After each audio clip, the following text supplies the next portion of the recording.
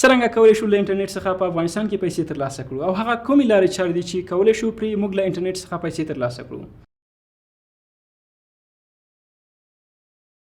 په دې عصري نړۍ کې موږ تاسو کولی شو وخت په دوه برخو ویشو چې یو ته یې آنلاین او بل ته یې آفلاین ویلی شو. البته آنلاین هغه وخت چې کوم موږ تاسو پر انټرنیټ ترو، که هغه په ټولنیزو رسنیو او یا هم په نورو ویبپاڼو باندې په کوم کې ډیټا ترانسمیشن یا د معلوماتو لیږدونه ترسره شي. او البته آفلاین هغه وخت کوم چې موږ تاسو بغیر له انټرنیټ، موبایل او کمپیوټر تیرو په کوم کې چې ډیټا ترانسمیشن یا د معلوماتو لیږدونه ترسره نشي. نو زموږ ستاسو موضوع هم نن په آنلاین وخت بحث کوي، کوم چې موږ تاسو پر انټرنیټ تیرو. کوم فکر کوي زموږ تاسو د ټولنې ډیرې برخه خلک خپل وخت پر ټولنیزو رسنیو په ځانګړې توګه فیسبوک، ټیک ټاک، انسټاګرام، ټویټر، یوټیوب د ساتیري یا د انټرټینمنټ لپاره تیروي، چې ډیرې بیا په دې ټولنیزو رسنیو کې دومره ژور ولاړ شي چې په پای کې د خپل قیمتي وخت، انټرنیټ او ذهنیت ضایع وي، ځکه بیا نور هیڅ هم په لاس نه ورځي. خو دا د انټرنیټ اصلي نړۍ دومره محدوده نه ده چې د ټولنیزو رسنیو او ورته څیزونو دې وسرخېږي، بلکې د انټرنیټ اصلي نړۍ د خپل ځان سره ډېرې زیاتې اسانتیاوې او ګټې هم راوړي، باید چې پرې پوه شو. نو ستاسو توجه د انټرنیټ یوې بلې ګټې ته راوړم چې څرنګه کولی شو له انټرنیټ څخه پیسې ترلاسه کړو. آیا حقیقت لري؟ هو بالکل، موږ تاسو کولی شو چې له انټرنیټ څخه پیسې ترلاسه کړو، په دې کې هیڅ کوم شک نشته دی. دا خبر باید لور نه ذهنه وباسئ چې موږ تاسو نشو کولی له انټرنیټ څخه پیسې ترلاسه کړو. او انشاءالله په دې کورس کې به زه تاسو ته په عملي بڼه دروښایم چې څرنګه موږ له انټرنیټ څخه پیسې ترلاسه کوو.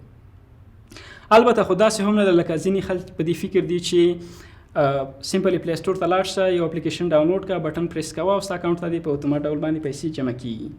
داسې هم نه ده او دومره اسانه هم نه ده. تر ټولو ښه بیلګه یې موږ تاسو ته پای نیټورک دی.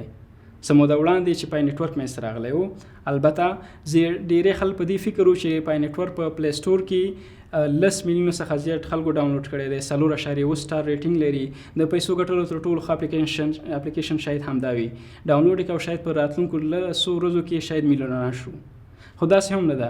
نه یوازې دا چې پای نیټورک منځته راغی، تر اوسه پورې دا د مثبت اړخ نتیجه هم نه ده معلومه، بلکې په بشري تاریخ کې ډېرې زیاتې داسې واقع شوي چې نه یوازې خلک بلکې لوی لوی حکومتونه یې غولولي دي. چې بله بیلګه یې ډاکټر روژه ده. ډاکټر روژه یو ښځینه چې اصلا د بلغاریا هېواد اوسېدونکې ده. په 2015 میلادي کال د سپټمبر د میاشتې په 13مه نیټه نړۍ ته د 1 کوین په نوم باندې یو کریپټو کرنسي وړاندې کړله، چې په 2 کالو کې دننه دې ښځې وکولی شو چې ډېر ښه مارکیټینګ ورته وکړي، چې په نتیجه کې 3 میلیونه خلکو د 15 بیلیونه ډالرو پیسو په اندازه انویسټمنټ یا پانګه اچونه پکې وکړه، چې بیا ډېر ژر په 2019 میلادي کال په پای کې ډاکټر روژه د خپل ټیم او همدارنګه د 15 بیلیونه ډالر سره ورکه شوه، چې تر اوسه یې معلومات هم نشته دی. همدارنګه موده وړاندې په کابل کې د البشیر صرافي په نوم باندې چې د دې شرکت پخوانی نوم د ویژن په نوم باندې په مختلفو د افغانستان په مختلفو ولایتونو کې منځته راغله، د خلکو څخه پیسې پکې بندې کړې، او همدارنګه بیا وروسته د البشیر صرافي والا وتښته او د خلکو لکاو ډالر یې ځان سره ویوړل. او همدارنګه د یونیفیکس او د افیکس زون په نوم باندې صرافین هم په کابل کې منځته راغلي دي او بیا بیرته له منځه تللي دي. نو تاسو ټول څخه دا هیله کوم چې په دې انټرنیټي سیزونو کې ډېر زیات حساس واوسئ، تر څو چې یو بشپړه څېړنه او ریسرچ پرې نه وي کړی، خپلې پیسې او خپل وخت پرې مه مصرفوئ. خو البته که چیرې موږ تاسو د یو سالم او بشپړ پلان له مخکې پر مخ ولاړ شو، نو موږ تاسو په ډېرې اسانۍ سره کولی شو په انټرنیټ څخه د انټرنیټ څخه په کافي او اندازه پیسې له انټرنیټ څخه ترلاسه کړو. دا چې د انټرنیټ څخه د پیسو لاسته راوړنو لارې ډېرې زیاتې دي او ډېرې زیاتې مختلفې لارې وجود لري، نو د بشپړ پلان له ویلو مې هدف هم همدا و چې تاسو باید یوه او سالمه لار پکې وټاکئ، تر څو په اسانۍ سره پکې وکولی شئ پر مخ ولاړ شئ او پرمختګ پکې وکولی شئ. له انټرنیټ څخه د پیسو لاسته راوړلو په لسګونه نه بلکې په سلګونه لارې وجود لري. خو زه برته نن لس هغه مشهورې لارې در وښیم کومې چې نن سبا په ټوله نړۍ کې ډېر زیات خلک ترې ګټه اخلي او په ډېر اندازه پیسې ترې ترلاسه کوي. په دې لړۍ کې لومړی فریلانسنګ دی. البته تاسو یې له نوم سره او شاید ځینې کسان ډېر بلد یاستئ. فریلانسنګ په دې معنی چې تاسو خپل استعدادونه او خپل وړتیاوې په کار اچوئ او په مقابل کې له انټرنیټ لارې پیسې ترلاسه کوئ.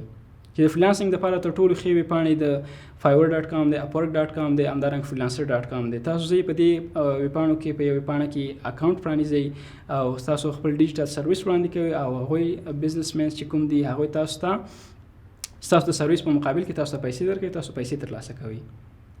دویم موږ سره ډراپ شپینګ دی.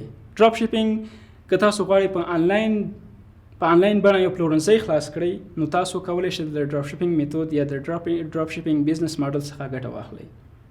ډراپ شیپینګ بزنس ماډل داسې دی چې تاسو کولی شئ د علی بابا څخه، له امازون څخه، ای بای څخه، علی ایکسپریس څخه پروډکټ واخلي او په خپل سټور کې واچوي او د ډیجیټل مارکیټینګ لارې دې ته مارکیټینګ وکړي او هغه پروډکټ چې په علی بابا کې یا علی ایکسپریس کې په $15 دی د ډیجیټل مارکیټینګ لارې په 10 یا 15 او $60 پلوري چې تر ټولو ښې ویبپاڼې د تولیداتو دپاره یا د پروډکټ دپاره علی ایکسپریس دی د چاینا یو ډیر لوی او غټ شرکت چې کوم دی علی ایکسپریس، علی بابا، او د سټور د پرانیستلو دپاره تر ټولو ښه ویبپاڼه د شوپافای ده.